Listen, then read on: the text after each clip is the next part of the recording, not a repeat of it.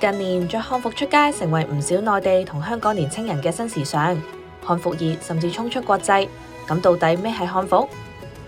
到目前為止都未有一個官方定義，但漢服可以理解為華夏民族所穿嘅傳統服飾，主要特點係左襟搭右襟，闊袍大袖，以繩帶綁結取代紐扣。深衣同上衣下裳係漢服最主要嘅制飾。穿着深衣嘅時候，從前往後層疊纏繞，最後將衣襟角嘅繫帶綁喺腰間。穿着上衣嘅時候，左襟搭右襟，再將下裙圍起，綁上裙帶。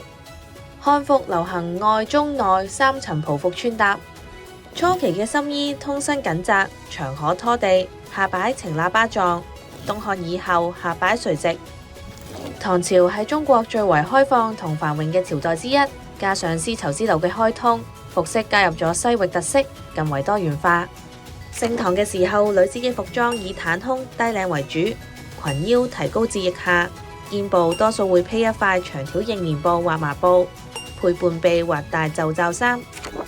石榴從西域傳入中國，當時好多裙都用紅色嘅石榴汁染色。